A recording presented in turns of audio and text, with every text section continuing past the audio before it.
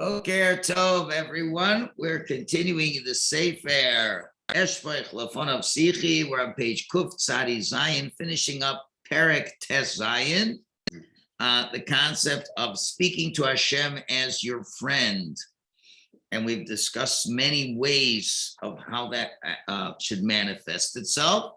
So now we're going to finish up the chapter, and he's going to go back to a topic he mentioned earlier. As I said in this Sefer, as many of these Sevarim, keep reviewing ideas, bringing them back so we don't forget them and integrate them into the new information.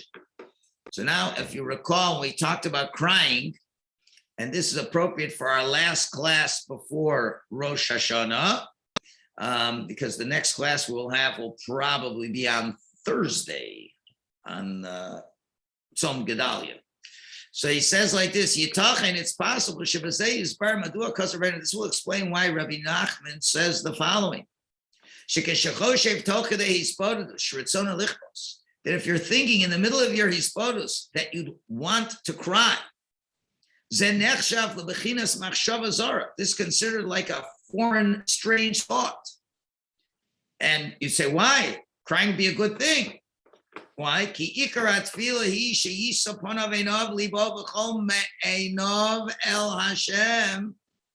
the main thing of prayer is to lift your face, eyes, heart, and everything about you to Hashem. Asher nochach ponav hu yoshev, that he's sitting right before him. As the Rabbi writes as follows, quote, because a person needs, when he's saying his requests and supplications, you have to distance yourself from any other thoughts in the world, any external thoughts. You should be focused on the words you're saying to Hashem. As we've said, a person speaks to his friends. The main thing of hisbodedus is L'daber hadibur be'emes lifnei Hashem yisbarach b'li shum machshavos acheros klal. The main thing when you're speaking truthfully before Hashem is without any other thoughts. And therefore, what he means to say is, klomar, meaning to say, even the thoughts about crying, that's not the goal of hisbodedus. It's not, I'm going to have hisbodedus, I'm going to have a good cry. The main thing is to sit before Hashem. So that, as we've said, so on Rosh Hashanah, it's not a time, as we brought about a week ago, many different opinions on this. It's not a time you say, I got to make myself cry. I got to put myself in the mood to cry. Rosh Hashanah is the time of a lot of talking straight to Hashem. Now, it could be as you are talking to Hashem and focused talking to Hashem, your emotions may spontaneously well up and you may cry, but you're not thinking about that. It's just coming out by itself.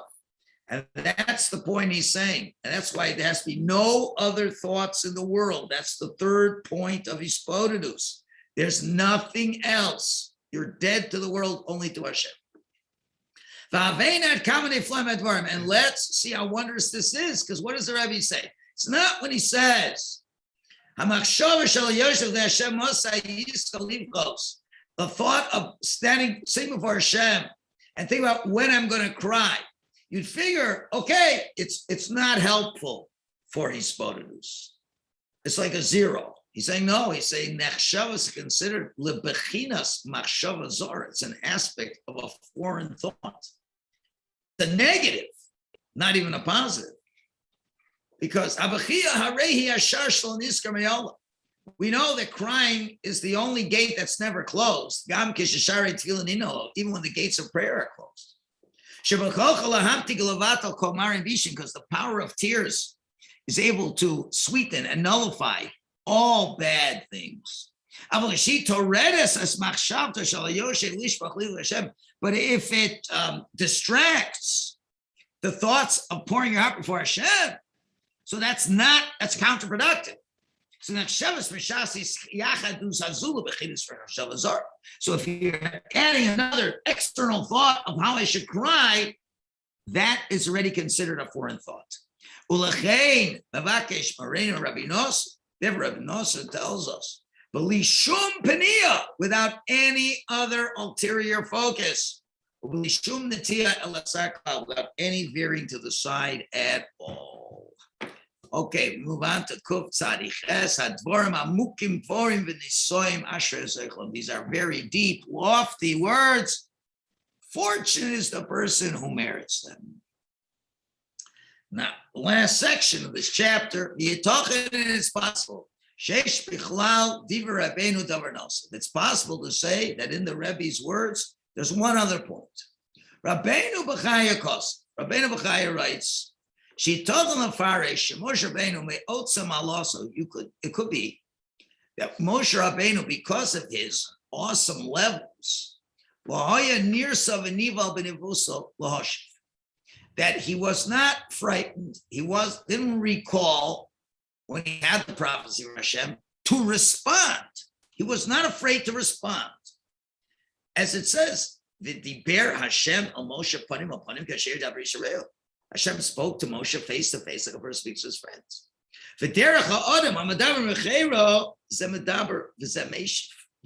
When a person is speaking to his friend, one speaks and one responds.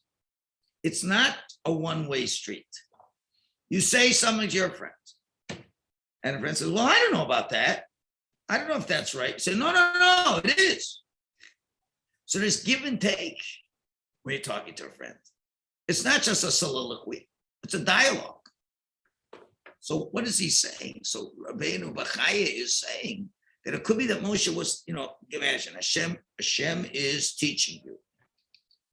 Can you imagine if the Chavetz Chaim was teaching you something? You'd be in awe. You'd be tongue-tied.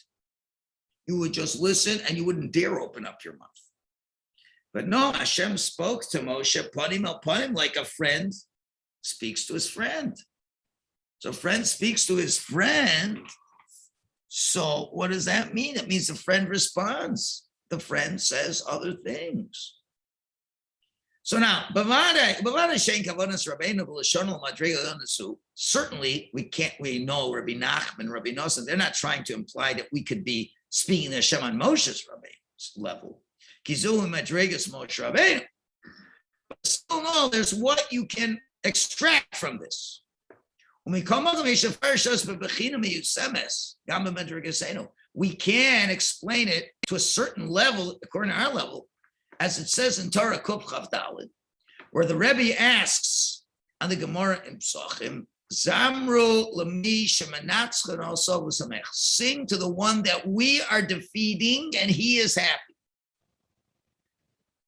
So what does that mean? We're defeating God. Is it possible to defeat God? Ella, but what does Rabbi say? When a person spills his heart before Hashem to bring him close to service. Hashem gives him words from heaven that he gives him words that you could winning arguments against Hashem. When you talk to Hashem and you say, Hashem, this is not good, this or that, whatever, I need your help. And then he gives you the words to defeat him. As we said, like the father who helps the kid when he's playing chess. He says, you sure want to do that move? When him says, and that's the level, kid, like a person speaks to his friends. One speaks for onelo, and his friend answers. You should have to understand. Think about that. So that's what we're saying, that Hashem will give us words to overcome any challenges that are there, especially on Rosh Hashanah. That's what we have to daven for. We daven to Hashem. We're pleading for so many things before Hashem. We're crowning Hashem, especially on Yom Kippur. We're going to be asking for a lot of things. And we have to understand what are the right words we need. And with proper dveikus, Hashem gives us the winning arguments. And you could very well say that could very well be what the Anshe Knesset Gedolah meant to do when they put together the Machzor.